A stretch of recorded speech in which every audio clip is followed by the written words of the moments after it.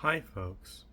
One of the worst feelings in life is that of desperation. It comes when you're at the end of your rope. You've seen your situation getting worse and worse for a while now. You've tried everything you can think of, and it still hasn't worked. Depression starts to set in.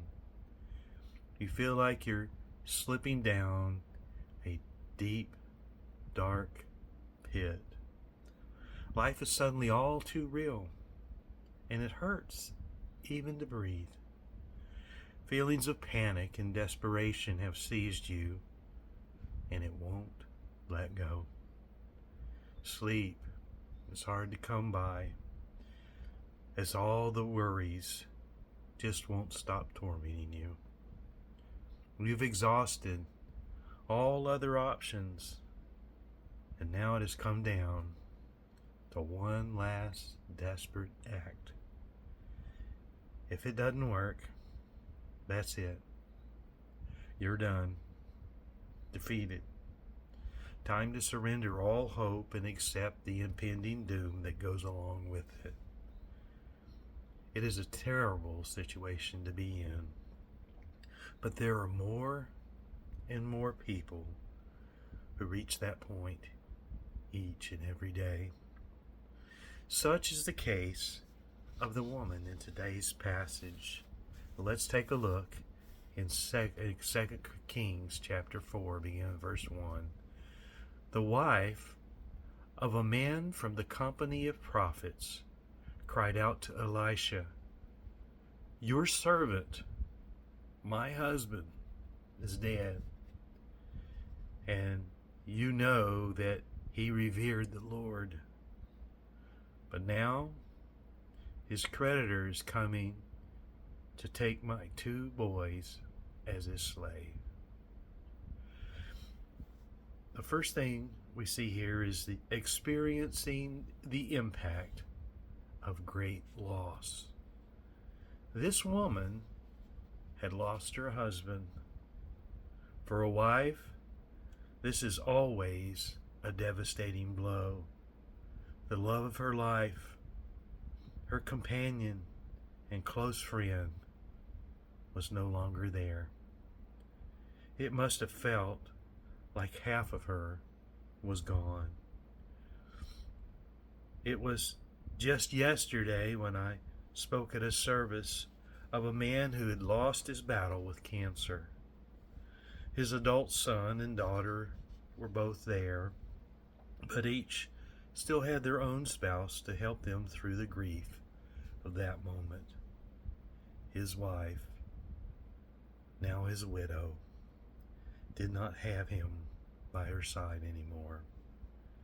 I can't imagine how that feels, to no longer have the love of your life with you as your companion, the person you wake up next to every morning, the person you can tell anything to, the person that gets you, the person you love and who loves you back, your better half.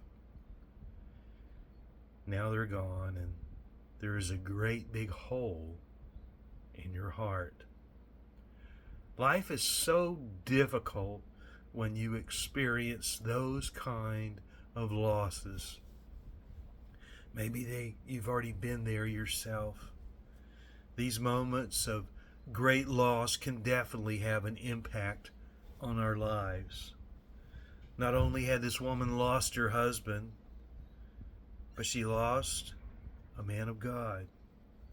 He was in the company of prophets, so he would have been helping others in the community understand God's ways and his will. No doubt, he had also led his family in a similar way. She would have relied on his godly guidance in a lot of areas. He would have also been the breadwinner for the family as well. His death had left a big hole in her family. Great loss can come in many forms. It hits hard and drives us to our knees. It can strike like lightning. A loss of a loved one, a loss of a job, financial problems, or the loss of your home. Someone or something that we rely on is suddenly taken away from us. For this woman, not only had she lost her husband, but now there was a real chance that she could lose her two sons to slavery as well. She was on the very edge of losing everything. In her desperation, she cried out to Elisha. This was her last cry for help. If Elisha couldn't help her, she felt she was out of options. Have you been there? Have you hit rock bottom with nowhere else to turn? Are you there now? This widow has two sons, and now she is throwing her Hail Mary pass down the field. Why not go long and see what happens? The second thing here is, if you need a miracle, why not turn to the Lord? The widow needed a life-changing, mountain-moving moment to turn her life around. Her situation had become too big for her to handle. She needed someone bigger than her problems to help her. Her husband had been a godly man, so why not find a man of God to help her? Too often we look at God as a last resort option. We wait until we've tried everything on our own, and then we finally turn in one desperate act to the Lord. God is still God and can perform miracles. But why do we so often wait so late to ask Him for help? Look at Elisha's response in verse 2. Elisha replied to her, "How can I help you?" Elisha didn't dismiss her situation. He wanted to help her. God is a God of love. He cares about you and is ready to help. This makes you wonder even more why we always wait as long as we do to ask for His help.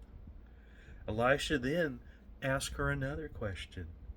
Tell me, what do you have in your house? Your servant has nothing there at all, she said, except a small jar of olive oil. The third point is all I have enough. The widow says that she has nothing there at all. In her mind, the battle had already been lost. All she could see was defeat. It was almost an afterthought when she added, except a small jar of olive oil. Why would she not originally have told him about the oil? Many people speculate that she had set aside the oil to anoint her for her burial. That is how desperate she had become. She was preparing to die. She had already given up. That was all she had left, and in her mind it wasn't enough to live on. It was only enough to bury her with. How often have you felt that it is not enough? How often have you given up and deemed situations to be, well, impossible? How often have you felt worthless and invaluable yourself? How could God use someone like you, you may be thinking? Is that enough? Am I enough? To her surprise, Elisha gave the woman something to do. She was going to have to be involved in what happened next. Look at what he says in verse 3. Elisha says, "Go around and ask all your neighbors for empty jars." Don't ask for a few. And then go inside and shut the door behind you and your sons. And pour oil into all the jars. And as each is filled, put it to one side. It would now come down to one thing. Elisha had explained the plan. Would she now do what he had said? And the fourth thing is, where is your faith? In order to experience the miracle, she needed to act on what she was told. Imagine if she had just said to herself, "Well, that sounds crazy. I'm not going to do that." How often have we disregarded what God says? How many times have we looked at ourselves and our circumstances and just have given up because it just looks too impossible? Jesus would often ask his disciples, "Where is your faith?" If the widow didn't respond to what she was told, her situation would not have changed. What would she do? Verse 5, she left him and shut the door behind her and her sons. And they brought the jars to her, and she kept pouring. And when all the jars were full, she said to her son, "Bring me another one." But he replied, "There is not a jar left."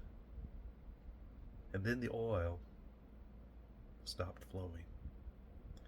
The widow finally acted in faith and did what she was told to do. Faith requires action.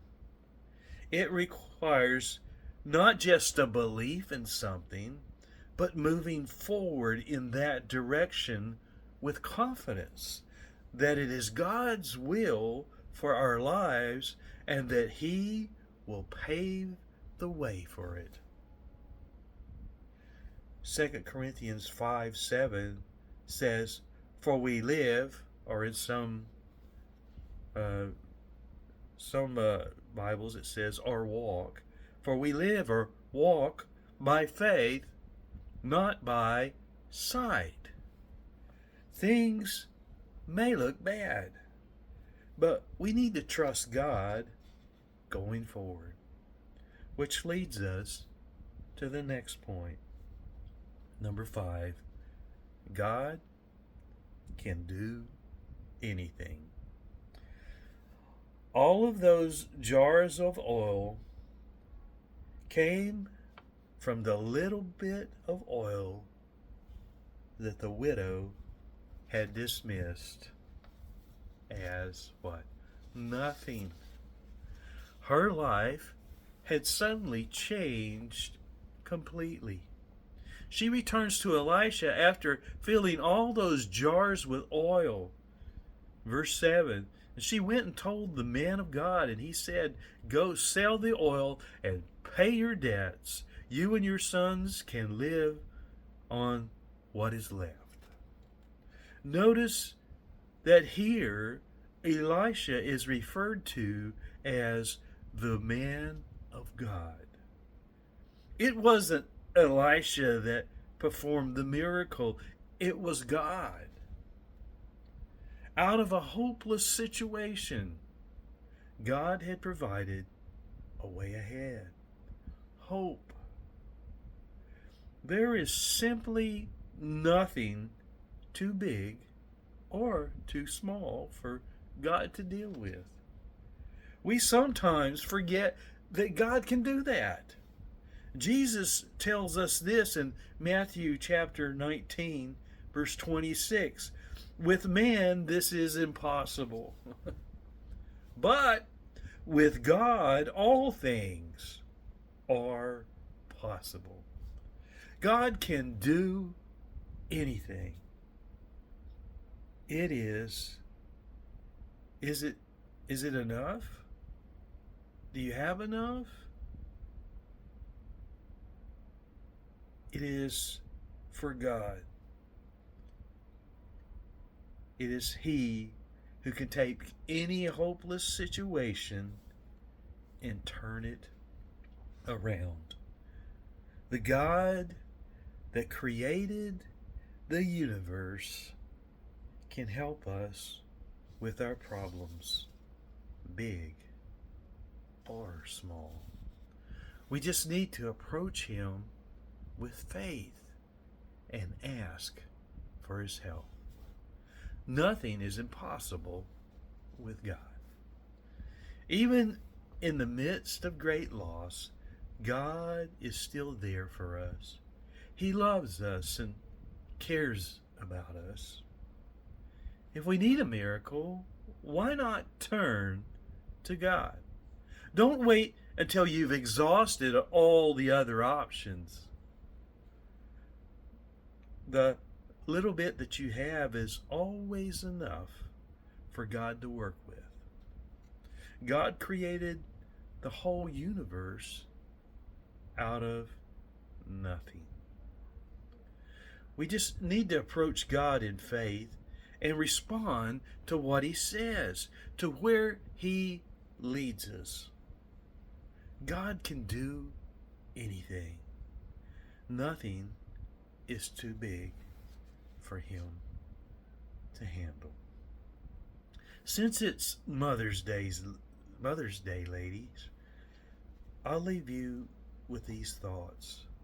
For all the mothers out there who struggle with doubt or self-worth, know that God values each and every one of you.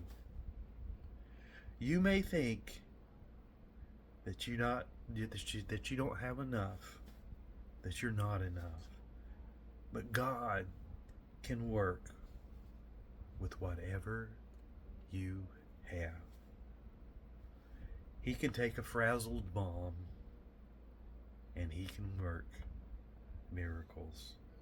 No matter how hopeless your situation may look right now, God is there to help you through whatever lies ahead.